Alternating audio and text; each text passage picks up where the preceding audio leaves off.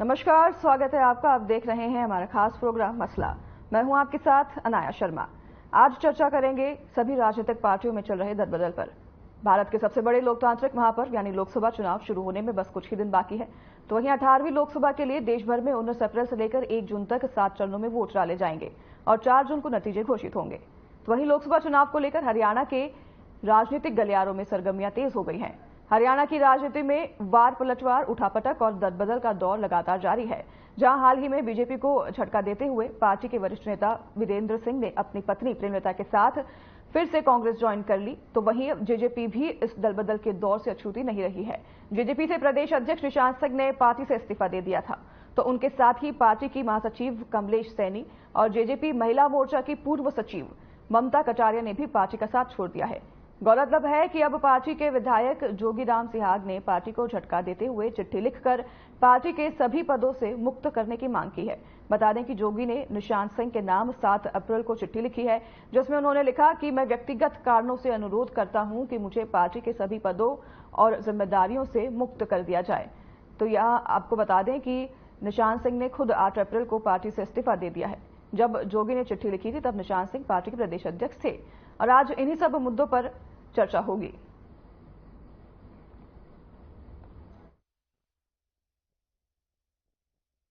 इस प्रकार की बातें करते हैं, हमें इस बात को लेकर के भी सचेत रहने की आवश्यकता है, क्योंकि यही सरकार है जो गरीब की चिंता करती है, जो किसान की चिंता करती है, भाइयों, जो महिला की चिंता करती है, जो युवा की चिंता करती है और जो देश के भाइयों गरीब की चिंता करती है। हमें इस बात को समझना है।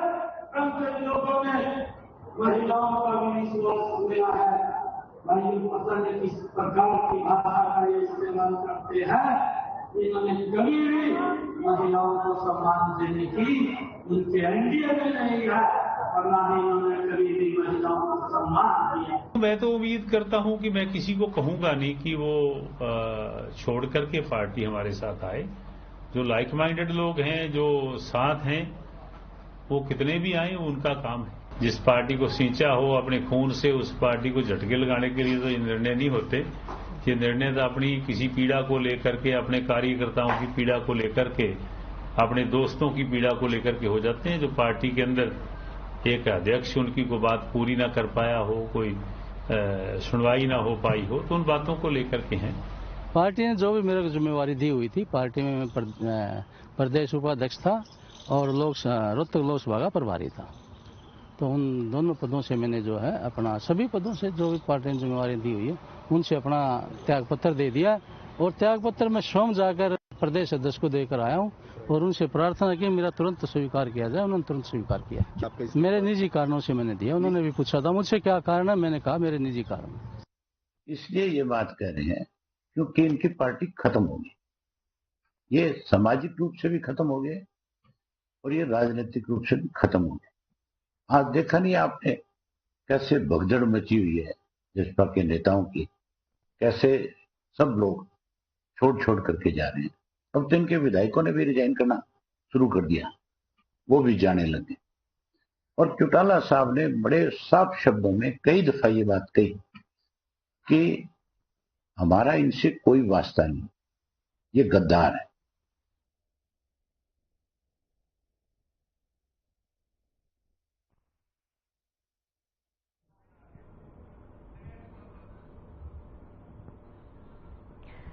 जैसे चुनाव नजदीक आ रहे हैं, वैसे ही सभी पार्टियों के दलबदल का दौर भी शुरू हो चुका है और लगातार हम देख रहे हैं कि प्रदेश में पार्टी में से नेता छोड़कर विपक्षी पार्टी में शामिल हो रहे हैं, तो कई नेता इस्तीफा दे रहे हैं पार्टी से और इससे कोई भी पार्टी अभी तक अछूती नहीं रही है। सभी पार्टी से कई नेताओं ने अपने अपने इस्तीफे देकर विपक्षी पार्टी ज्वाइन की है। हाल ही में बीजेपी से वरिष्ठ नेता वीरेंद्र सिंह ने भी पार्टी छोड़ दी और अब जेजेपी भी इसका शिकार हुई है, जहां पहले तो निशांत सिंह ने इस्तीफा दिया और अब जोगीराम सिहाग ने भी पार्टी से इस्तीफा दिया है। पार्टी से मुक्त करने की उन्होंने मांग की है।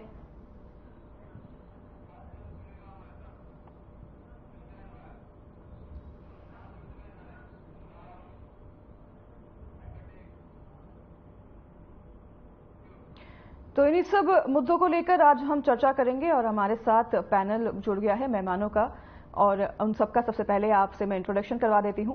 रामराजी शर्मा जी, प्रवक्ता बीजेपी, हमारे साथ जुड़ गए हैं। कमल हांडा जी, प्रवक्ता कांग्रेस, हमारे साथ जुड़ गई हैं। अनुसूरा, प्रवक्ता इनेलो, हमारे साथ जुड़ गई हैं। और मेघराज यादव जी, प्रवक्ता जेजेपी, हमारे साथ जुड़ गए हैं। आप सभी का बहुत बहुत स्वागत है इस चर्चा पर। शुरुआत सबसे पहले मेघराज जी आप ही से मैं करूंगी, क्योंकि जेजेपी के लिए ये बड़ा झटका है। हालांकि जेजेपी माने ना माने, पर लेकिन ये बड़ा झटका है जो अब निशान सिंह ने तो अपना इस्तीफा दे दिया है, उनके बाद अब जोगीराम जी जो हैं उन्होंने भी खुद को अपने कार्यों से मुक्त करने की जो चिट्ठी है वो जेजेपी के प्रदेश अध्यक्ष को पहले तो दी, और अब आप मुझे बताइए कि इनके साथ ही 2 अन्य विधायक भी हैं जिन्होंने अपना इस्तीफा दिया है पार्टी में। सबसे पहले मैं आपको धन्यवाद करूंगा और मैं इसको शुभकामनाएं देता हूँ इस चुनावी पर्व पर जो अभी चल रहा है। और ये सब आप देख रहे हैं कि जितना भी चल रहा है ये चुनावी माहौल है। इस चुनावी माहौल में चारों तरफ, इसमें जेजेपी नहीं, आप किसी भी पार्टी को देख लीजिए, हर पार्टी से कोई ना कोई छोड़कर इधर उधर जा रहा है। तो चुनावी माहौल है, इसमें लोग आएंगे जाएंगे। जहां तक रहा जेजेपी का सवाल, तो आप देखिए कि जहां तक हमारी जानकारी है, जब से हमने जो एनडीए गठबंधन तोड़ा है उसके बाद से कंटिन्यू हमारे विपक्षी हमें बार बार एक चीज बोल रहे हैं कि इनके तो 4 विधायक भाग गए, 5 भाग गए, इनके ये चले गए, वो चले गए। मुझे तो ये समझ नहीं आ रहा कि अभी तक हमारे मेरे ख्याल से 50-60 लोग तो चले गए होंगे चीज दौड़ भाग में। बट आइडियली जा वही रहे जो हमारी आइडियोलॉजी के नहीं थे, या जो जिन्हें लगता था कि भाई हमें जो है किसी दूसरी पार्टी में जाने की सपोर्ट ज्यादा मिल जाएगा। बट आप ओवरऑल अगर देखेंगे तो हमारे कार्यकर्ता अभी हमारे साथ है। रोज हमारी जो मीटिंग्स हो रही है, जहाँ भी हमारा चीज नेतृत्व जा रहा है, हम देख रहे हैं कि युवाओं में जो जोश है और जो जमीनी स्तर पे जो कार्यकर्ता है वो किस तरह से पार्टी के साथ कंटिन्यू जुड़ते जा रहे हैं। तो मैं ये कहूंगा कि हमारे यहाँ अगर कोई जा भी रहा है तो वो पहले से ही जाने की पहले से उम्मीद लगा के बैठा था कि आप लोगों के पास या हमारे विपक्ष के पास कहीं ना कहीं हमसे ज्यादा इंफॉर्मेशन थी कि जो हमें छोड़ के जा रहे हैं। बट जो जमीनी कार्यकर्ता है वो रोज हमारे साथ जुड़ रहे हैं। तो पार्टी आप मान रहे हैं कि पहले से ये बातें चल रही थी पार्टी छोड़ने की? क्योंकि अगर मैं जहां तक याद करूं, जब फ्लोर टेस्ट की बात थी, जब आपने विधायकों को व्हिप जारी किया था, तब उनमें से जोगीराम जी भी एक विधायक थे जो कि व्हिप जारी होने के बावजूद भी विधानसभा में मौजूद हुए थे। अगर बात करते हैं तो उन्होंने क्या लिखा है कि मैंने पार्टी के पदों से दिया है, पार्टी को नहीं छोड़ा है। इवन अभी भी वो पार्टी नहीं छोड़ रहे हैं, वो पार्टी के जो पद थे उनसे मुक्त होने की बात कर रहे हैं, ना कि पार्टी छोड़ने की। बट कल को अगर वो, मैं कहता हूँ कि इस तरह कोई घटना होती है तो फिर से विपक्ष आके बोलेंगे कि ये एक और विधायक इनको छोड़ के चला गया है। तो मैं वही बात समझाने की कोशिश कर रहा हूँ कि हमारी पार्टी नए जोश के साथ, युवा नेतृत्व के साथ आगे बढ़ रही है, कार्यकर्ताओं को जोड़ती हुई उनके जोश के साथ। और जो हमने पिछले 4.5 साल में एनडीए का पार्ट होते हुए जो भी काम किए, अगर मैं आपसे कहूँ कि पिछले अगर देखेंगे पिछले 10 साल में बीजेपी के जितने भी जो हमारे एमपी हैं, पार्टी से सभी अपने पदों को वो छोड़ रहे हैं। चुनाव हैं अभी कुछ ही दिन में, आपने अपने सभी प्रत्याशियों की जो है नाम की घोषणा करनी है। तो अब जो है ऐसे जो खबरें सामने आना, आपके विधायक जो हैं, आपके प्रदेश अध्यक्ष जो हैं, वो पार्टी से इस्तीफा दे रहे हैं, तो ये तो बड़ा झटका है ना सर। आप कह रहे हैं कि वो पार्टी नहीं छोड़ रहे हैं पर पार्टी के पदों को छोड़ रहे हैं, बात तो एक ही है। देखिए, जहां तक हमारे प्रदेश अध्यक्ष की है, मैं यही कहूंगा कि वो हमारे बहुत ही मान सम्मान योग्य है। उन्होंने पार्टी को बहुत समय दिया है और उनसे पार्टी शीर्ष नेतृत्व ने हमने बहुत कुछ सीखा है। और मैं तो ये भी कहूंगा कि जैसे गुरु द्रोणाचार्य थे जिन्होंने अर्जुन को बहुत कुछ सिखाया, और उन्हीं की सीख पे चलकर अर्जुन ने देखिए किस तरह से अपने इस मैदान में अकेले डटकर हिस्सा लिया, वैसे हमारे शीर्ष नेतृत्व जिनके पास मैं एक बात आपसे जानना चाहती हूँ, क्या आप मानते हैं कि बीजेपी से गठबंधन टूटने के बाद ये झटके लगातार जेजेपी को लग रहे हैं? इसका खामियाजा जो है जेजेपी को भुगतना पड़ रहा है? ये जेजेपी से अलग होने से और इनसे नहीं, ये चुनावी समर है। इस टाइम अगर आप देखिए, खाली जेजेपी नहीं, आप बीजेपी देखिए, चाहे आप कांग्रेस देखिए। आज अगर हम बात करें कांग्रेस की, तो उम्मीदवार उनके पास जो कैंडिडेट ही नहीं है। अभी तक वो एक भी कैंडिडेट को जो है मैदान में नहीं लेके आ पाई है कि भाई। जी ठीक है, इसका जवाब तो हमारे साथ कमल हांडा जी जुड़ी हुई हैं, उन्हीं से लेना चाहूंगी। जी कमल जी, आपके पास मैं आऊंगी। आपके पास कैंडिडेट ही नहीं है, अभी तक आपने अपने प्रत्याशियों के नामों की घोषणा ही नहीं की है। जी अनाया जी, आपको नमस्कार, नमस्कार, बहन को नमस्कार, और सारे दर्शकों को भी जो है, आपका चैनल देखने वालों को भी नमस्कार। नमस्कार।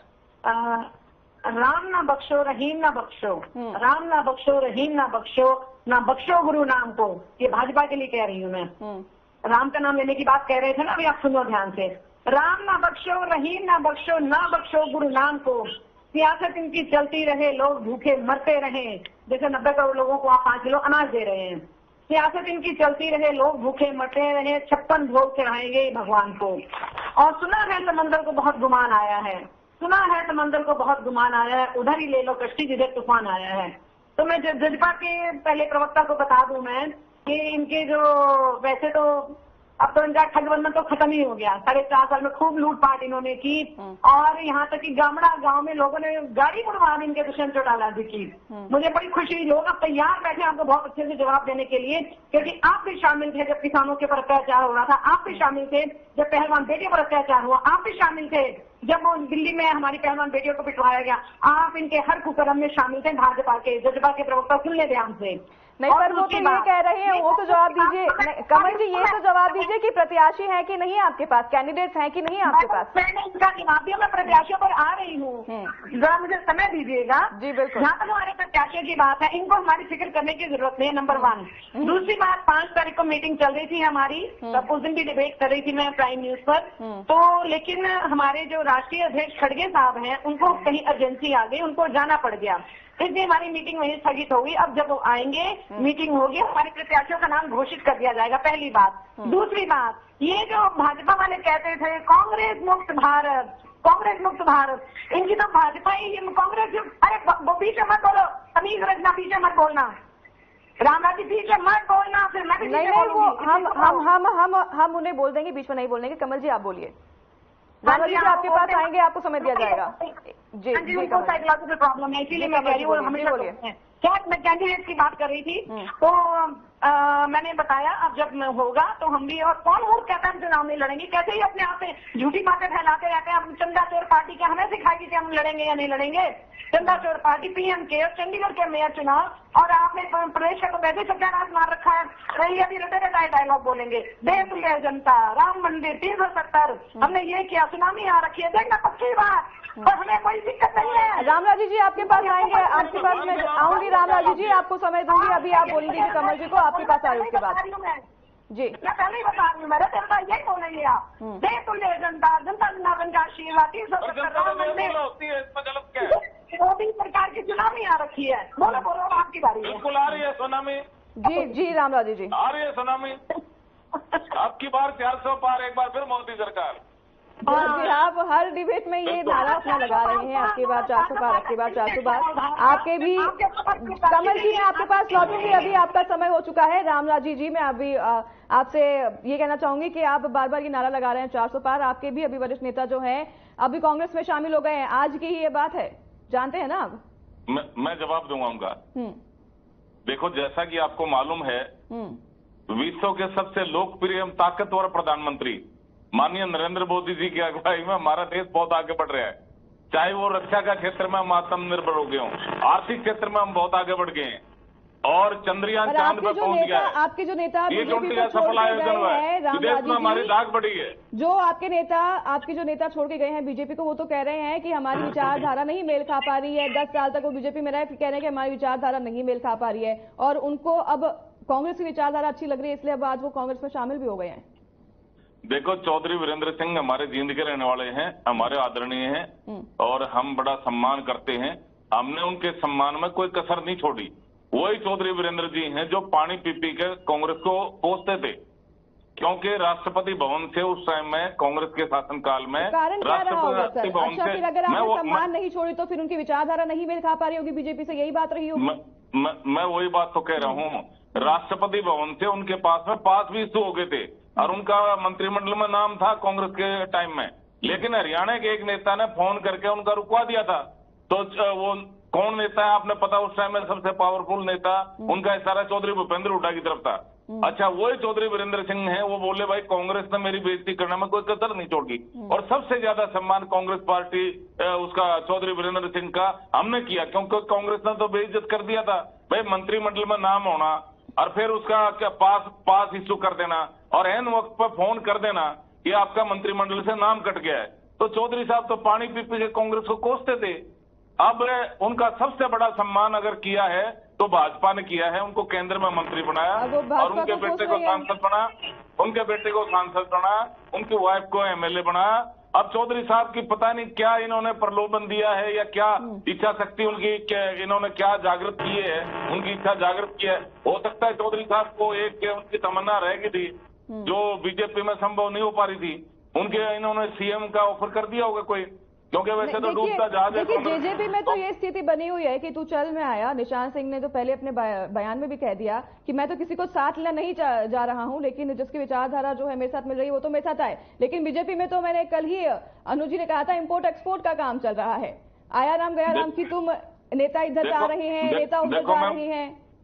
देखो मैं बता रहा हूँ चौधरी साहब की वो उस टाइम में नहीं, चौधरी साहब की इच्छा शक्ति उस टाइम में कहाँ गई थी जब ये केंद्र में मंत्री थे? चौधरी साहब की विचारधारा कहाँ गई थी जब ये केंद्र में मंत्री थे?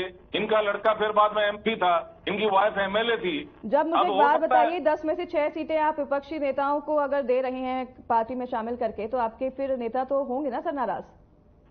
ऐसा है चौधरी वीरेंद्र सिंह जी, मैंने आपको बताया ना भाई, हमारे सेहत पर कोई असर नहीं पड़ेगा। पार्टी 10 की 10 सीटें जीतेगी और मैं ये दावे के साथ कह सकता हूँ मोदी जी की सुनामी चल चुकी है। मनोहर जी ने बहुत अच्छा काम किया है भाई, हरियाणा एक, हरियाणवी एक, सबका साथ, सबका विकास, सबका विश्वास। और नए मुख्यमंत्री जी नायब सैनी जी बहुत अच्छा काम कर रहे हैं। मनोहर जी की नीतियों का डबल इंजन की सरकार हमारा बहुत बढ़िया काम कर रही है। और कांग्रेस तो डूबता जहाज है, इनका संगठन तैयार नहीं होया, इनमें आपस में लठ बज रहा है। कांग्रेस में कई कांग्रेस हैं, कई भूपेंद्र हुड्डा कांग्रेस है, कई रणदीप सुरजेवाला कांग्रेस है, कई क्या नाम है किरण चौधरी कांग्रेस है, कई शैलजा कांग्रेस है। और फिर इनका राष्ट्रीय नेता देवतुल्य जनता जनार्दन को वो राक्षस कहता है। अब राक्षस कह के वोट मांग लेंगे और फिर कह रहे हैं हम शराब दे रहे हैं कुरुक्षेत्र की धरती से। अरे शराब देना तो भूपेंद्र हुड्डा को दीजिए जिसको आपको हरियाणा की राजनीति से बाहर कर दिया। देवतुल्य जनता जनार्दन ने क्या कसूर किया है? क्या कसूर किया है? आपके नेता ने राक्षस नहीं कहा था? राक्षस नहीं कहा था क्या? अरुण का शराब को दुर्वासा मुनि का शराब है क्या? चलिए ठीक है। ये बीजेपी और कांग्रेस की तो लड़ाई समझ में आती है मुझे। आप लोगों के पास आऊंगी अभी। एक मिनट रामराजी जी, कमल जी आपको जब टाइम दिया जाएगा आप बोलिएगा, आपके पास समय था, आपने बोला। अब रामराजी जी आपके पास फिर से आऊंगी। ये तो समझ में आता है कि बीजेपी और कांग्रेस की लड़ाई है, एक प्रमुख विपक्षी है, एक सत्ता में है। जेजेपी और इनेलो अब आपस में लड़ रहे हैं। ये एक पार्टी से बनी दूसरी पार्टी। अभी अजय चौटाला का हमने बयान सुना, उन्होंने कह दिया कि अजय चौटाला कह रहे हैं अगर हमें पिताजी कहते हैं तो हम तो वापस मिलने के लिए तैयार हैं। तो वहां जो है भाई कह रहे हैं दूसरे भाई के हम तो उन्हें वापस लेने के लिए तैयार ही नहीं है। क्या चल रहा है ये अनु जी? जी अनाया जी, मैं तो हालांकि मैं शेरो शायरी नहीं करती आमतौर पर डिबेट की शुरुआत में, लेकिन आज मेरे को एक गीत याद आ रहा है। दो बेचारे बिना सहारे, बिना ताले की चाबी लेके फिरते हैं मारे मारे। आज मैंने सुना है हर रोज एक नया मुहावरा लेकर आते हैं जी। तो मैंने आज देखा कि जो चाबी दुष्यंत चौटाला लेके चले थे, इन्होंने कई ताले खराब कर दिए हैं। आज भी कई तालों में चिट्ठियां लिखी हैं, स्पीकर भेजे हैं जो कि सोशल मीडिया पे वायरल हो रही है। खैर, मैं इस जनता पार्टी को इस लायक भी नहीं समझती कि इनकी ज्यादा बात करूं। मैं आना चाहूंगी, विचारधारा की बात कर रहे थे मेरे भाई। विचारधारा देखिए दो ही हैं, दो ही विचारधारा है। एक तो आप किसान का मेरे गरीब के साथ हो और दूसरी कि आप नहीं हो। जो किसान आंदोलन हरियाणा में पूरे देश में हुआ था और अभी भी कुछ समय पहले पंजाब बॉर्डर पे जिस तरीके से किसान अपने ही देश में मूवमेंट कर रहे थे, एक राज्य से दूसरे राज्य में अपनी राजधानी में जा रहे थे, और जिस तरीके से दमन उनका किया गया, मैं बहुत ही स्पष्टता से ये कहना चाहूंगी कि विचारधारा दो ही होती है कि या तो आप किसानों के साथ, कमेरों के साथ, मजदूरों के साथ हैं या आप नहीं हैं। और जो वीरेंद्र चौधरी की बात हो, चाहे किसी भी नेता की, जो कहते हैं कि हमारा हृदय परिवर्तन हो गया, हमारी विचारधारा बदल गई है, ये सब ढकोसले हैं। जहां मलाई दिखती है वहां नेता भाग रहे हैं। संघर्ष करने की इनको आदत नहीं है। लोग इनके चेहरे देख देख के तंग आ चुके हैं। जो इम्पोर्ट एक्सपोर्ट का खेल भाजपा और कांग्रेस के बीच में चल रहा है, अभी मैं आमतौर से सुनती हूँ, कल मैंने सुना एक डिबेट में कि कांग्रेस के प्रवक्ता कह रहे थे कि हमने तो नवीन जी को कभी भाजपा कांग्रेस के प्रवक्ता कि हमने तो कभी जिंदर जी को कोयला चोर कहा ही नहीं। तो आपने कभी कोयला चोर को कहा ही नहीं, तो आप मानते हैं कि एक आपके अच्छे नेता भाजपा में चले गए हैं? और अगर भाजपा अब उनको कोयला चोर नहीं कहती तो पहले मोदी जी जो कर रहे थे वो मजाक था क्या? ये वो क्या रहा है हरियाणा की जनता के साथ, देश की जनता के साथ सरेआम बेशर्मी है। वीडियोज वायरल होते हैं, लोग मजाक बनाते हैं। राजनीति के अंदर मैं कहती हूँ इतना मनोरंजन कभी नहीं हुआ था जितना आज हो रहा है। किस पर डाल रहे हैं तो इस मनोरंजन का आरोप? बीजेपी पर? हाँ जी, ये मनोरंजन का आरोप आप किस पर डाल रहे हैं राजनीति में जो हो रहा है? बीजेपी पर? मैं तमाम उन नेताओं पे ये आरोप डाल रही हूँ जिसको मीडिया कहता है कि वो वरिष्ठ नेता हैं, दिग्गज नेता है, लेकिन अगर आप जनता में जाके आज की तारीख में इन दिग्गजों की छवि देखो। देखिए, हम तो मानते हैं अगर कोई राजनीति में 50 साल से है तो वो तो वरिष्ठ नेता कहलाता है। 50 साल राजनीति में रह के उन्होंने किया क्या? अभी जैसे कल एक हमारी जेजेपी की प्रवक्ता बहन कह रही थी कि हमने सब हमारी पार्टी में जो दुष्यंत चौटाला जी हैं वो सबसे छोटी उम्र के एमपी बने, लेकिन सबसे छोटी उम्र में सबसे बड़ा दगा हरियाणा को दिया। फायदा क्या हुआ? वो ही बात है ना कि 50 साल से तो आप राजनीति में हो, लेकिन 50 साल में आपने ये जेजेपी तो खुला निमंत्रण दे रही है कि हम तो इन्होंने के साथ मिलकर सरकार चलाने के लिए तैयार है अगर हमें निमंत्रण मिलता है तो। अरे इन्हें को ये लोग ही मिलेंगे क्या निमंत्रण देने के लिए? अरे पूरा हरियाणा आज इन पे थू कर रहा है। आज डॉक्टर अजय चौटाला जी गांव कुंगड़ में थे, गांव के लोगों ने उन्हें घुसने नहीं दिया। कल परसों की बात है, हिसार के देखे ही 3-4 गाँव में दुष्यंत चौटाला का इतना जबरदस्त विरोध हुआ है, लोगों ने गोते मारे हैं उपले। तो इस स्थिति में ये परिवार, शर्म की बात है, मैं तो कहूंगी देवीलाल जैसे भगवान रूपी इंसान के ऊपर जो कलंक लगाने का काम इस दुष्यंत ने किया है, हरियाणा माफ नहीं करेगा। ये मैं बहुत स्पष्टता से कहना चाहूंगी कि बिल्कुल आप बायोलॉजिकली तो देवीलाल के चलिए ठीक है, लेकिन आइडियोलॉजिकली आप कुछ नहीं लगते देवीलाल जी के। ठीक है यादव जी, इसका तो जवाब जी आप ही के पास आ रही हूँ, पर लेकिन ये तो बात है, अजय चौटाला कह रहे हैं कि अगर हमें निमंत्रण मिलता है, हमें आमंत्रण होता है तो हम तो जाकर इन लोगों के साथ सरकार बनाने के लिए तैयार है। वहीं दुष्यंत चौटाला कहते हैं हम तो रीजनल पार्टी है, हमें किसी की जरूरत नहीं है और हम 10 की 10 सीटें अपने बलबूते पर जीतेंगे। वहीं आपके प्रदेश अध्यक्ष इस्तीफा दे रही हैं और आपके विधायक हम देख रहे हैं कि जब से आपका गठबंधन बीजेपी से टूटा है नाराज चल रहे हैं। हो क्या रहा है पार्टी में सर? मैं इस पर कुछ जवाब देना चाहूंगा कि जैसे अभी मैंने सुना सारे प्रवक्ताओं को, स्पेसिफिक टू विरोध की अगर हम बात करते हैं तो विरोध आज आप देखिए किसका नहीं हो रहा है, और विरोध करता कौन है? विरोध अपने ही करते हैं जिन्हें लगता है कि अभी जरूरत है हमें विरोध करने की। तो अपनों का विरोध हम सह भी रहे हैं। आप ये देखिए हम किस गाँव में नहीं जा रहे, अगर कोई हमारा विरोध कर रहा है उसके बावजूद भी हम गाँव में जा रहे हैं, हमारा नेतृत्व वहां जाकर अपनी बात रख रहे हैं और रोज हमारे साथ कोई ना कोई जो है ग्राउंड लेवल पे कार्यकर्ता हमसे जुड़ रहे हैं। जहाँ तक बात आती है कि हम जो है मलाई की है किस टाइम में दर्शन बढ़ जा रहा है, तो ऐसी अगर मलाई सब जगह बैठ रही है तो मुझे क्वेश्चन है कि क्यों नहीं कोई भी लोग IND के अंदर जा रहे हैं। आप देखिए नेशनल लोकदल में कोई भी पार्टी का कोई भी नेता एवं कार्यकर्ता अभी तक आप देख रहे होंगे किसने ज्वाइन नहीं किया है। आप जहाँ तक बात करते हो कोई ताला चाबी लेके, जनता ने हमें पिछली बार जब हम 9 महीने की पार्टी थी, 9 महीने के अंदर हमें 10 विधायक चुनके दिए। वो 10 विधायकों के साथ हमने जो एक NDA की सरकार के साथ मिलकर जितने भी स्थानों के लिए किए, जब हम सांसद थे, सांसद रहते हैं, हमें टैक्स जैसी चीज वैसा ट्रेनिंग डाल दिया गया था क्योंकि हरियाणा की एक आवाज थी वहाँ पे, उसने अपने मुद्दे को उठाया और टैक्स को उससे बाहर करवाया। आज पिछले आप देखिए 5 साल के अंदर हमारे 10 विधायक, 5 साल की बात तो ठीक है यादव जी, 5 साल की बात तो ठीक है, पर लेकिन अजय चौटाला स्वयं कह रहे हैं कि शायद उन्हें अपने पार्टी पर भरोसा नहीं है कि वो अच्छा कर पाएगी। वो तो कह रहे हैं अगर हमें आगे से आमंत्रण मिलता है हम तो जाएंगे, अगर पिताजी कहेंगे हम तो इन लोगों के साथ सरकार बनाने के लिए तैयार हैं। अच्छा फिलहाल आपको मैं सभी को यहाँ रोकना चाहूंगी यादव जी, क्योंकि ब्रेक का समय हो गया है। छोटे से ब्रेक ले, यहाँ पर रुकेंगे, फिर हाजिर होंगे आपके पास इस ब्रेक के बाद।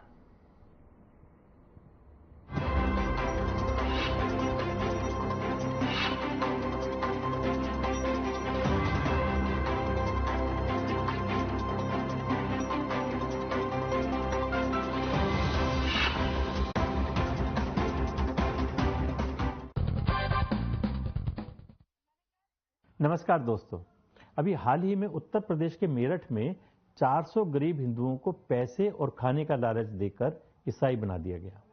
गरीबी का फायदा उठाकर धर्मांतरण कराने का यह सिलसिला हमारे देश में सालों से चल रहा है। खासकर कोरोना महामारी के दौरान इसमें काफी तेजी देखी गई। देश के अलग अलग हिस्सों से धर्मांतरण की कई बड़ी खबरें आई।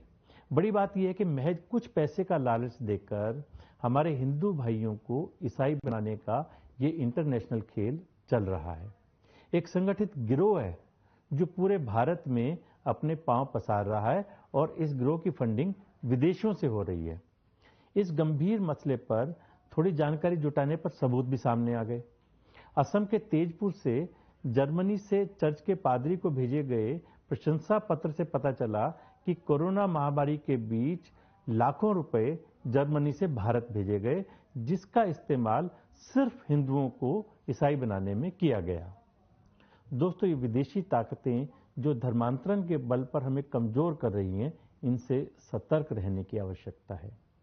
इन मिशनरियों का असली चेहरा बेनकाब करते हुए नोबेल पुरस्कार, जो शांति पुरस्कार दिया जाता है, डेसमंड टुटू ने कहा था, जब मिशनरी अफ्रीका आए तो इनके पास बाइबल थी और हमारे पास धरती। मिशनरी ने कहा, हम सब प्रार्थना करें। हमने प्रार्थना की और जब आंखें खोली तो पाया कि हमारे हाथ में बाइबल थी और भूमि इनके कब्जे में थी। दोस्तों, हमने सैकड़ों साल की गुलामी झेली है, इसलिए फिर कोई ऐसी गलती ना दोहराएं। सच्चाई तो यह है कि धर्मांतरण होना वास्तव में राष्ट्रांतरण है, यानी राष्ट्र का विभाजन होना है। हल्के में लेने की गलती ना करें, आसपास नजर रखें। धर्मांतरण गिरोह दीमक की तरह देश को खोखला करने की कोशिश में लगा है। आपको बता दें, धार्मिक कार्यक्रमों और जलसों में भी विदेशी पर्यटक के भेष में सनातन के शत्रु मौजूद होते हैं, जो चंद रुपयों का लालच देकर हमारे धर्म और धरती दोनों को कमजोर करने की साजिश में लगे रहते हैं। उपनिषद का कथन है, धर्मो रक्षति रक्षतः, यानी यदि हम धर्म की रक्षा करेंगे तो धर्म हमारी रक्षा करेगा। तो दोस्तों, धर्म रक्षा की प्रतिज्ञा लेकर राष्ट्र रक्षा को समर्पित हो जाएं। जिंदगी के प्लस माइनस की गुत्थी को सुलझाने के लिए फिर मिलेंगे। नमस्कार।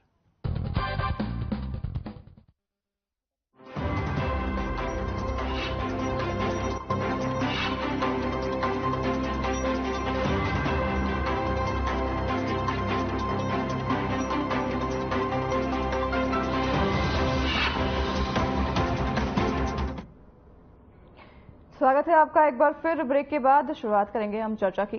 चर्चा जहां पर छोड़ी थी, यादव जी, आप ही से मैं शुरुआत करूंगी और फिर से आप ही से मैं सवाल लूंगी कि आपकी पार्टी की जो विचारधारा है वो स्पष्ट तौर पर हमें समझ नहीं आ रही है, क्योंकि पिताजी कुछ कहते हैं, फिर बेटे कुछ कहते हैं, फिर आपके प्रदेश अध्यक्ष इस्तीफा देते हैं, आपके विधायक अलग, उनका रवैया जो है सामने आ रहा है। क्या चल रहा है पार्टी में? मेरा फिर से यही सवाल है आपसे। विचारधारा बहुत ही क्लियर है। मुझे नहीं पता कहाँ पे किसको क्या डाउट है। हम ताऊ देवीलाल जी की विचारधारा पे चलने वाले लोग हैं, जिन्होंने हमेशा हरियाणा को आगे अग्रिम। अभय चौटाला जी तो ये नहीं मानते हैं, वो तो कह रहे हैं कि आपको सीधा सीधा गद्दार ही घोषित कर दिया गया था। देखिए, कौन क्या बोलता है, वो बहुत ही सीनियर लीडर हैं और वैसे भी उनका पारिवारिक मामला है, मैं उसमें ज्यादा दखलंदाजी नहीं करूंगा। पर वो अपनी पार्टी की तरफ से क्या बयान देते हैं, हमारी पार्टी की तरफ से ऐसा कोई किसी तरह से वो नहीं है। वो कोई भी बोल सकता है कुछ भी, बट हमारी विचारधारा क्लियर है। जो ताऊ देवीलाल के जो सपने थे, हमें उन पे काम करना है। सत्ता में रहते हुए भी हमने जो किसानों के लिए इतने, जो अगर हम सत्ता में ही नहीं रहते तो जो किसानों के लिए हमने इतना सब कुछ किया, वो कैसे कर पाते हैं? चाहे वो लोन का 2000 रुपए का हमने 100 रुपए किया हो, चाहे उनका ऑनलाइन ट्रांसफर का किया हो जो रातों सोनी में रहते थे, चाहे आप देखिए, विचारधारा की बात इसलिए यहाँ पर होती है क्योंकि एक तरफ आप बीजेपी से गठबंधन तोड़ देते हैं, फिर आप दूसरी तरफ कह रहे हैं कि इनेलो के साथ सरकार बनाना है, तीसरी तरफ कह रहे हैं कि हम रीजनल पार्टी है, हम अकेले ही 10 की 10 सीटों पर जीतेंगे। हालांकि आज नवरात्रि है, आज आपके सारे प्रत्याशियों के नामों की घोषणा भी होनी थी। उससे पहले तो आपके विधायक छोड़कर जा रहे हैं, आपके प्रदेश अध्यक्ष ही छोड़ दे रहे हैं, तो सर बड़ा झटका है। इसलिए विचारधारा जो है वो तो क्लियर समझ नहीं आ रही है बीजेपी की। जी, हमारी क्लियर विचारधारा है, जो मैंने बताया कि ताऊ देवीलाल की विचारधारा पर आगे बढ़ रहे हैं। और जो हमारे कैंडिडेट का नॉमिनेशन है या जो डिक्लेयर हम करेंगे, अभी नवरात्रों में करेंगे। अभी हमारे पूर्व मुख्यमंत्री श्री दुष्यंत चौटाला ने क्लियर किया था कि हम नवरात्रों में अपने 10 के कैंडिडेट्स है ना सर? ये कांग्रेस से आप सवाल कर रहे हैं, कैंडिडेट्स है ना?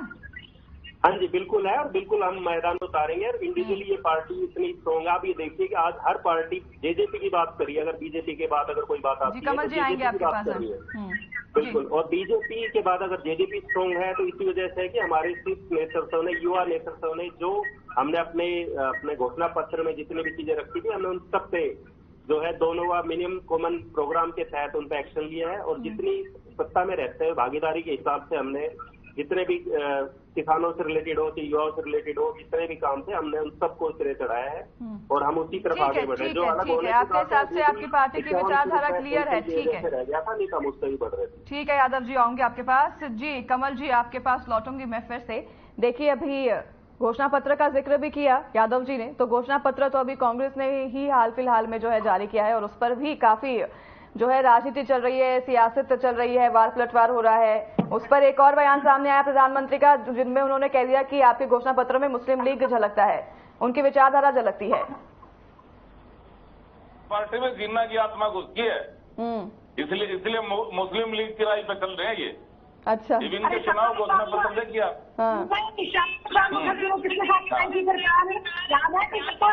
इनके चुनाव घोषणा पत्र पढ़िए ना, हिंदू विरोधी है ये, सनातन विरोधी है, राम से इनको एलर्जी है। ठीक है ठीक है राम राजी जी, आपके पास आऊंगी, आपके पास आऊंगी कमल जी। इन्होंने 20 वकील खड़े कर दिए थे। आपके पास आऊंगी मैं राम राजी जी। अभी कमल जी से मैंने सवाल लिया है, उन्हें जवाब देने दीजिए। जी कमल जी।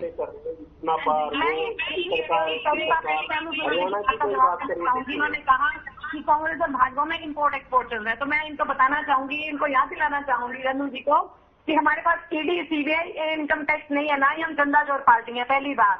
ठीक है, दूसरी बात, चौधरी देवीलाल जी का हम भी सम्मान करते हैं। मैं याद ये भी दिलाना चाहूंगी कि हुड्डा साहब ने भिवानी में चौधरी देवीलाल जी की यूनिवर्सिटी बनाई उनके नाम से, हमारी कांग्रेस सरकार ने बनाई, क्योंकि जो सम्मानीय नेता वाकई में रहे हैं उनके लिए हमारे मन में कोई वो नहीं है, इसलिए हम भी सम्मान कर रहे हैं चौधरी देवीलाल जी तक का। मैं वही बता रही रिपीट, चौधरी देवीलाल जी तक का, उनके नाम से यूनिवर्सिटी बनाई गई भिवानी में। दूसरी बात, ये जो कहते हैं राम जी का नाम, और मैंने कहा ये तो इन्होंने बेकार की बातें करनी, ये मुद्दों पर कभी बात नहीं करेंगे रामराज जी जिनकी मैं बात कर रही हूँ मैं।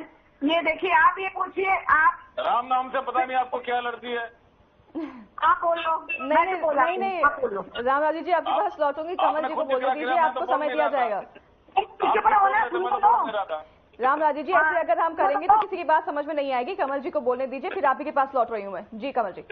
जी, मुद्दों पर भाजपा कभी बात नहीं करेगी, ना ही जजपा वाले बात करेंगे, क्योंकि जजपा ने भी पिछले 4.5 सालों में, अब तक वैसे भी डबल इंजन नहीं है, सिंगल रह गई है। मुद्दों पर कांग्रेस, मुझे बताइए मुद्दों पर कांग्रेस बात करती है?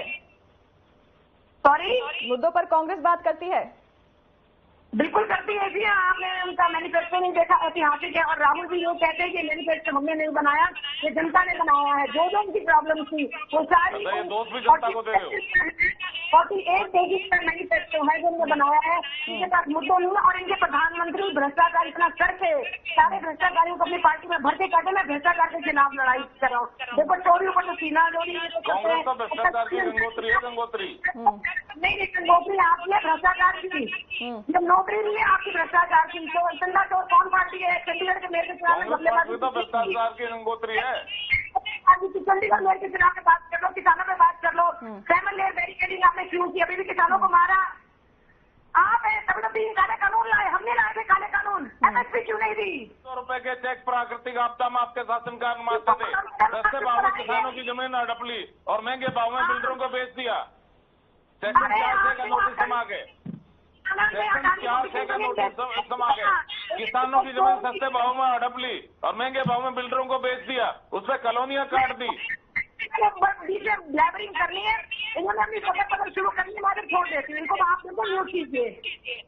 नहीं बोलेंगे रामराज जी। रामराज जी आपके पास लौट रही हूँ, कमल जी को बोलने दीजिए, फिर मैं आपके पास जल्द लौट रही हूँ। जी कमल जी बोलिए। ऐसे वाहियात इनके प्रवक्ता भाजपा के, जैसे इनकी देखिए आप अब शब्दों का इस्तेमाल नहीं करेंगे ऑन स्क्रीन कमल जी। नहीं, बीच में ना बोले, मुझे अच्छा नहीं लगता। जब मैं किसी को इंटरप्ट नहीं करती, मेरे को तो कोई इंटरप्ट ना करे। I am very clear about it. मैं बात कर रही थी मुद्दों पर, मुद्दों की बात क्यों नहीं कर रही है? महिला पहलवानों पर, महिला कोच पर बात नहीं करते, महंगाई पर बात नहीं करते। बता रहे 2 चीजें भी इन्होंने सस्ती करी हो। पेट्रोल, डीजल, गैस कह रहे थे 300 में देंगे, 1100 पे ले आए आप। पेट्रोल डीजल कह रहे थे आपकी उम्र, आपके आका की उम्र को पार कर गया। तो कहते थे कांग्रेस की विधवा और क्या क्या मैं रात को जाके बैठना पड़ता था। कैसे रामराजी जी आपके मैं आ रही हूँ आपके पास आ रही हूँ रामराजी जी, आपको समय दूंगी, आपको अभी समय दूंगी जी। कमल जी को बोलने दीजिए। घुसेगा तो 3 बजे कौन घुसता? महिलाएं भी और घर में चोरों की तरह घुसते हैं आप लोग। हमारे पास EDCBI आईटी नहीं है कि हम किसी पर दबाव डालेंगे, पहली बात। दूसरी बात, मुद्दों पर ही कभी बात नहीं करेंगे कि प्रदेश पर 4.5 लाख करोड़ का कर्जा कैसे हो गया। तो मुझे एक बात बताइए कमल जी, EDCBI का जोर सिर्फ खाली बीजेपी आजमा रही है। जितने नेता कांग्रेस में शामिल हो रहे हैं तो वो क्यों शामिल हो रहे हैं? विचारधारा से प्रभावित होकर हो रहे हैं, और अगर बीजेपी में जा रहे हैं तो उनके ऊपर EDCBI का जोर है। अभी जिंदा साहब भी जो हुए हैं इनमें शामिल, जो जिसके लिए इनके कार्यकर्ता भाजपा के बड़े कंफ्यूज हैं कि भाई हम तो बीजेपी का नेता दे रहे थे MP के लिए, लेकिन यहाँ पर तो 5 आपके जो उन्होंने MP के कैंडिडेट खड़े करे सारे कांग्रेस के हैं। मैं तो कह रही थी EDCBI का डर दिखा के या जेल का डर दिखा के और कौन कर रहा है ये तो जब जाहिर बात हो गई है कि भारत में लोकतंत्र ही खत्म करने का काम कर रहे हैं। और जो नारे 400 पार के कैंडिडेट सारे उधार के, तो कैंडिडेट हमारे आपके भी विचार रहते हैं, हमें भी उड़े नहीं, आपने डिक्लेयर करें, हम भी कर लेंगे, हमारी चिंता मत करवाओ। दूसरी एक बात, अरे डूबा जहाज आपका है, इसीलिए इधर उधर से पकड़ रहे हो। कितना विरोध हो रहा है, क्षत्रियों को देख लो, आप सहारनपुर में, मेरठ में देख लो, कहाँ पर लोग। अभी इनके जज्बा के जो दुष्यंत चौटाला जी गए थे, गामड़ा गांव है, वहां पर उनको भी गाड़ी वापस मोड़नी पड़ी लोगों के विरोध के चलते हुए, जिन्होंने काले झंडे दिखाए और उनको कहा go back go back go back. आपके दुष्यंत चौटाला जी ने भी बड़े अच्छे कर्म किए हैं भाजपा के साथ मिलकर। कर्म जो लूटा प्रदेश को, जो आपने देश को प्रदेश को खराब किया। ठीक है कमल जी, आपके तमाम सवालों का जवाब देंगे रामराजी जी, देंगे। आपने उनको गुजरातियों को और RSS के लोगों को नौकरियां दी, आपने उसमें आप भी शामिल थे, इसलिए जनता आपको भी। गुजरातियों को नौकरी दी का क्या मतलब है कमल जी? बस गुजरातियों को नौकरी दी, इससे क्या मतलब साबित होता है? मैं समझना चाहती हूँ आपसे कमल जी, गुजरातियों को, रामराजी जी आपको समय दिया जाएगा 1 मिनट। गुजरातियों को नौकरी दी, इससे क्या मतलब होता है? इसीलिए तो वो भी सत्ता की मलाई खा रहे हैं। तो गुजराती भारतीय नहीं है क्या? नहीं, मुझे एक बात बताइए, गुजराती शब्द आपने कैसे इस्तेमाल किया? गुजराती भारतीय नहीं है? गुजराती मैंने ये नहीं कहा, मैंने पूरी बात आप सुनिए ध्यान से। मैंने कहा 33 पेपर लीक करके इन्होंने हरियाणा में गुजरातियों को और RSS वालों को नौकरी दी। क्या हमारे हरियाणा का युवा सक्षम नहीं था? मैं ये पूछना चाहूंगी इनसे। नहीं तो आप लोग ये बॉर्डर पर, मुझे समझ नहीं आता, बात क्यों करते हैं कि महाराष्ट्र में उत्तर प्रदेश के काम नहीं हो सकते, कर सकते, हरियाणा में गुजराती काम नहीं कर सकते? ये क्या मतलब, मुझे समझ में नहीं आया। क्या अब हरियाणा और गुजरात को भी आप बॉर्डर से अलग कर देंगे कि अब गुजराती हरियाणा में आके काम नहीं करेंगे? ये कैसी ओछी बात है, मुझे कमल जी समझ में नहीं आई आपकी। नहीं, आपको नहीं समझ आई मैडम, तो मैं उसमें कुछ नहीं कर सकती, लेकिन इन्होंने 33 पेपर भी तो लीक किए ना। कैसे लीक हुए? यूपी में 7 पेपर। अब मुद्दा बदल रहे हैं आप, गुजरातियों को नौकरी दी, ये अपने शब्द आपको वापस लेने चाहिए। गुजराती भी भारत का उतना ही हिस्सा है जितना कि हरियाणा वाले हैं। अब गुजराती हरियाणा में आकर काम करते हैं, उन्हें रोजगार मिलता है, तो इससे तकलीफ क्या होती है? नौकरी के लिए हरियाणा के युवक पीटे जा रहे हैं, नौकरी के लिए किसान पीटे जा रहे हैं। कौन सी RSS चाहिए? गाड़ियों का काफिला चलते जिसके आगे वो देश की संस्कृति को बढ़ाएगी। सुभाष चंद्र बोस ने भी कहा था, बहुत से नेताओं ने कहा था कि RSS और आपकी हिंदू महासभा देश के दुश्मन है और आप आपके भी देश के दुश्मन है, इसमें कोई शक नहीं है। अब कुछ बोल रहे हैं, हाँ हमें कोई लड़की के देश के दुश्मन है, राष्ट्रीय संगठन है, क्या लड़की आपको? मैंने आपको बताया इनकी पार्टी के अंदर जिन्ना की आत्मा घुस गई है, जिन्ना की आत्मा, इसलिए ये राष्ट्र विरोधी है।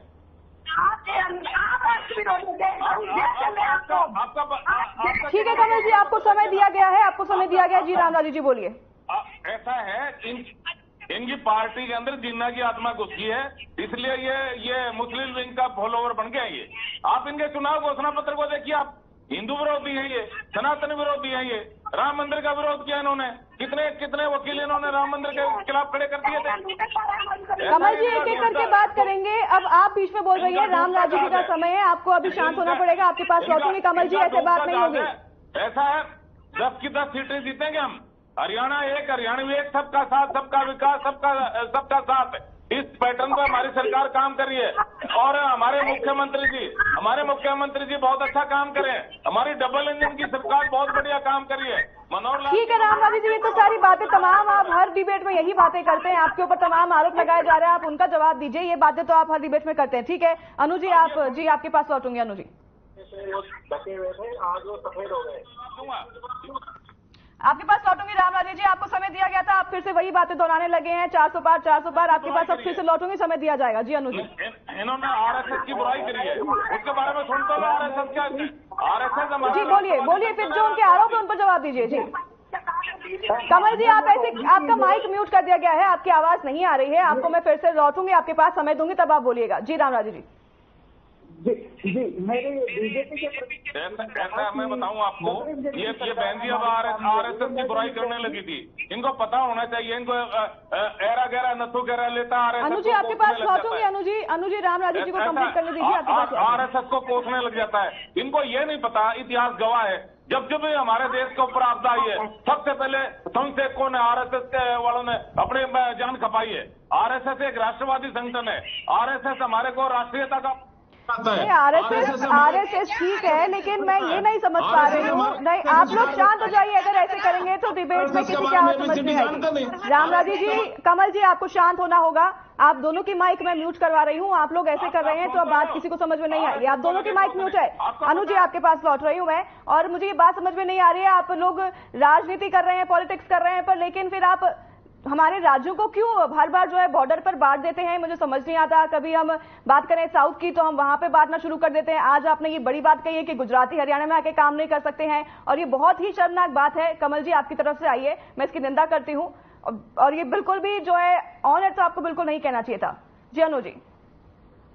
बिल्कुल जिस तरीके से कांग्रेस की प्रवक्ता बहन ने कहा कि गुजराती हरियाणा में आके काम नहीं कर सकते, बिल्कुल ठीक वैसे बीजेपी ने भी कहा कि पंजाब के किसान दिल्ली में आके प्रदर्शन नहीं कर सकते, धरना नहीं लगा सकते। अनु जी, ये दोनों अलग बात है। दिल्ली में क्यों नहीं आने दिया जा रहा था प्रदर्शन करने, वो अलग बात है। गुजराती हरियाणा में आकर काम नहीं कर सकते, ये अलग बात है। ये दोनों का आप जोड़िए ना तो ठीक रहेगा। पंजाब के किसान भी हमारे ही देश के नागरिक है। बिल्कुल है। प्रदर्शन करना चाहते थे, लेकिन उन्हें नहीं आने दिया गया। तो मैं तो ये कहूंगी गंगाधर ही शक्तिमान है। कांग्रेस और बीजेपी बिल्कुल एक ही चीज है, इम्पोर्ट एक्सपोर्ट का खेल चलता है। मेरे भाई ने कहा कि डबल इंजन की सरकार, मैं मेरे भाई को बताना चाहूंगी कि डबल नहीं 3 इंजन हो चुके हैं। मोदी, खट्टर और अब सैनी साहब 3 इंजन लगा के ही धक्के नहीं लग रहे इस रेल को, ये रेल तो जाम होगी आपकी। उसके बाद इन्होंने कहा कि भ्रष्टाचार की गंगोत्री है कांग्रेस। बिल्कुल सही कहा मेरे भाजपा के प्रवक्ता भाई ने, बिल्कुल सही कहा कि जो कांग्रेस है वो भ्रष्टाचार की गंगोत्री है, लेकिन उस गंगोत्री के अंदर गोते लगा के आप मछलियां क्यों पकड़ रहे हैं? उस भ्रष्टाचार की गंगोत्री में गोते मार के आप मछलियां ढूंढ रहे हैं। आपके 60% कैंडिडेट कांग्रेस से हैं, जिनके ऊपर भ्रष्टाचार के गंभीर आरोप थे, जिन्हें सारा दिन कोसने का काम प्रधानमंत्री करते थे। आप परिवारवाद के खिलाफ बोलते थे। मैं सिर्फ हिसार डिस्ट्रिक्ट से हूँ, मैं सिर्फ हिसार डिस्ट्रिक्ट से बताती हूँ। चौटाला परिवार से, देवीराम परिवार से आपका कैंडिडेट है फिलहाल लोकसभा का। आप परिवारवाद को कोसने का काम करते हैं। उससे पहले आप भजनलाल परिवार से कुलदीप बिश्नोई के बेटे को आपने टिकट दी। उसके बाद ब्रिजेंद्र सिंह जो सांसद अभी कांग्रेस में गया है, वो परिवार से ही था, वो भी एक राजनीतिक परिवार था। जिंदल परिवार, कितने नाम ले, आपका परिवारों के बिना गुजारा नहीं होता। भ्रष्टाचार की गंगोत्री से मछलियां पकड़ने का काम आप कर रहे हो। उसके बाद उन्होंने कहा कि आरएसएस राष्ट्रवादी पार्टी है। अरे आपने भारत देश का झंडा नहीं लगाया। आपका तो परिवार ही एक है अनु जी, वो कह रहे हैं आपका तो परिवार ही एक है।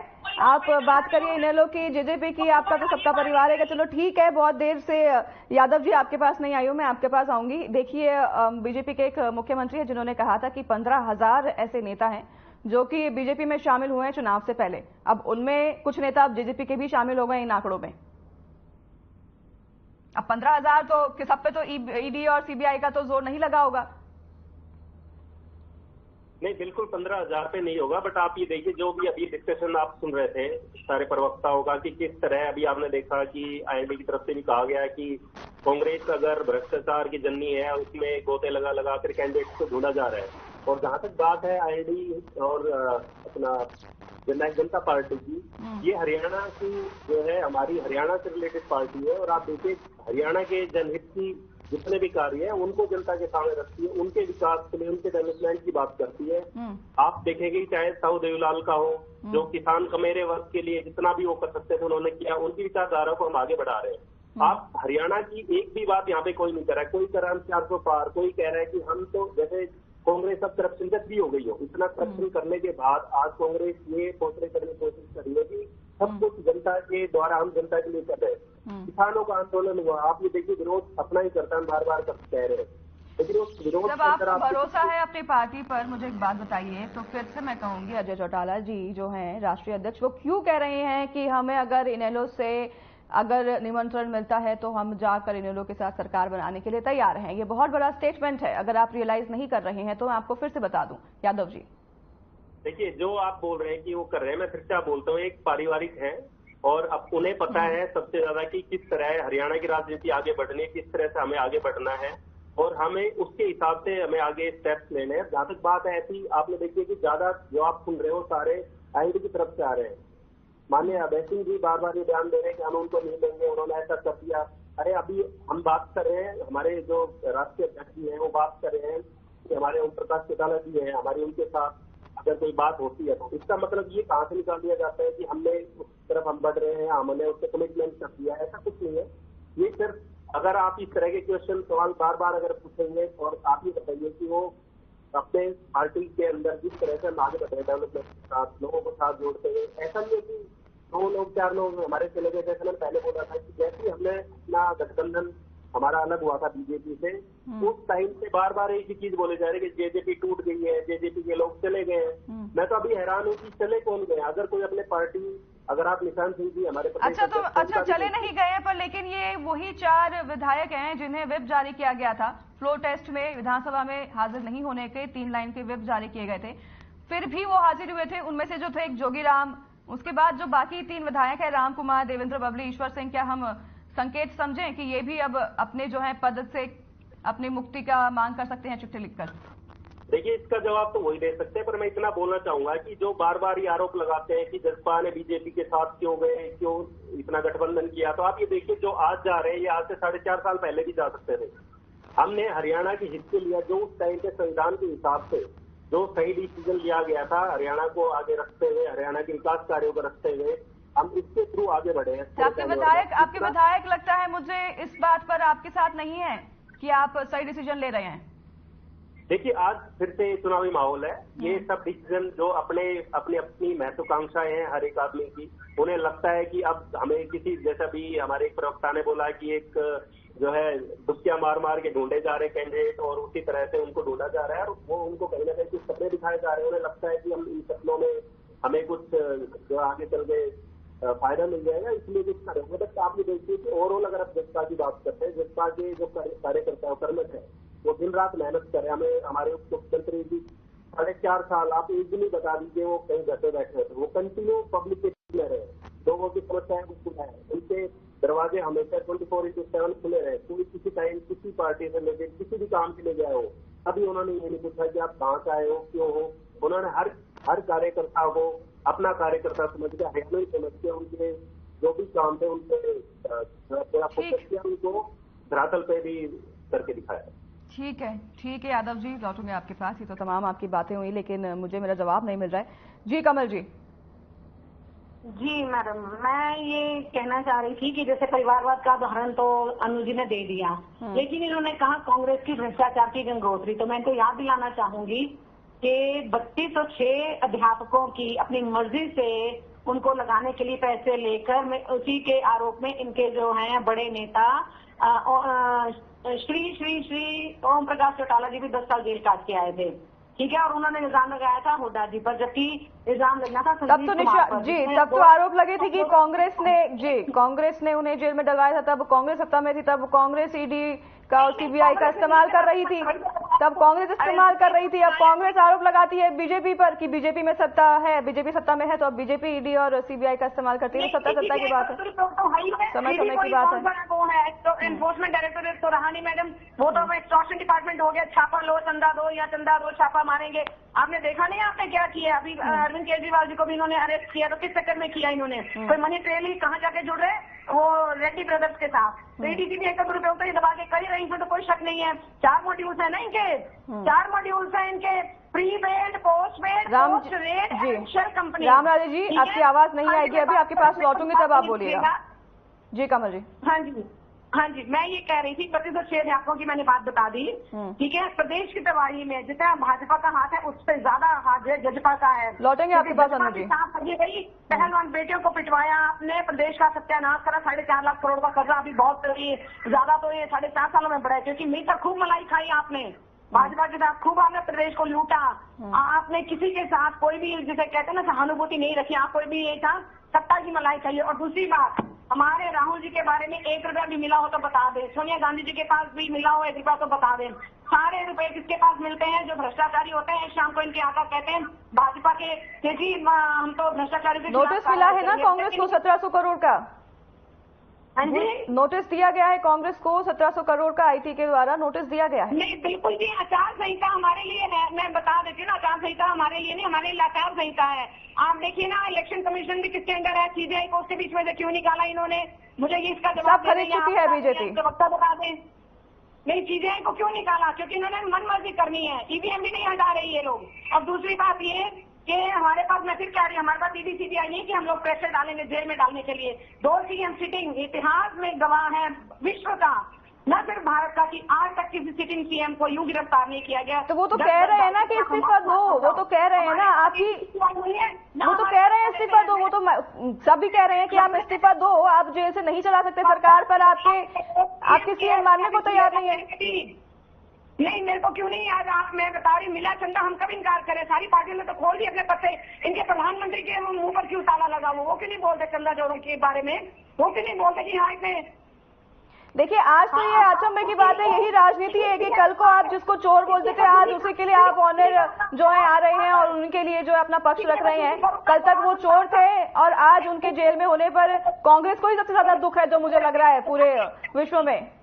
अरविंद केजरीवाल का जेल में जाने का जितना दुख किसी को नहीं, उनके परिवार को नहीं, उससे ज्यादा दुख मुझे लग रहा है कांग्रेस को है।